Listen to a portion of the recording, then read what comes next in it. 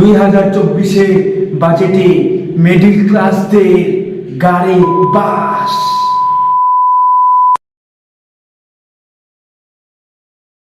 এবারে বাজারে প্রতিটা জিনিসের উপরে ট্যাক্স বাড়ায় দিত, একদম খাবার থেকে শুরু করে জল পর্যন্ত।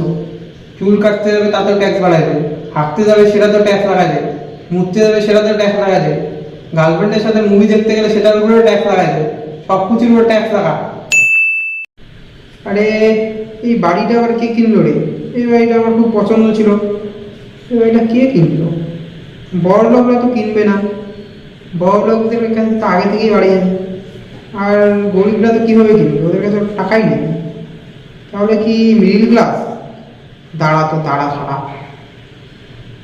হ্যালো, বলছি শোন না, এবার এই বাড়ি কিনলে বাড়ির উপরেও ট্যাক্স লাগায় দেয়। স্যার এবার মিডিল ক্লাসটা যা বলছে, ওদের নাকি গান মারা করবো, ওদের জন্য নাকি কিছুই নেই। কেন কেন ওদের কি হয়েছে?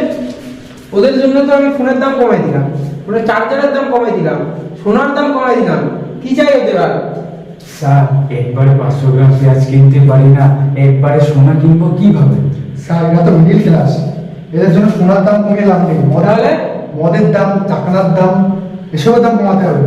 আর এবার স্যার স্যালারি তো পুরো 30% এক্সট্রা চার্জ লাগানো হয়েছে। আরে স্যালারির উপর এক্সট্রা 30% লাগলে কি হবে?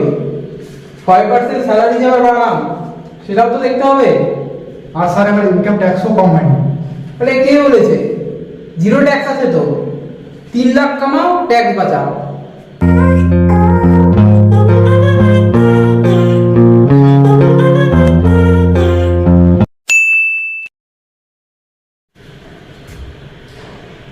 স্যার এবার তুই বেলা এতক্ষণ লেট করে বলি যাবে।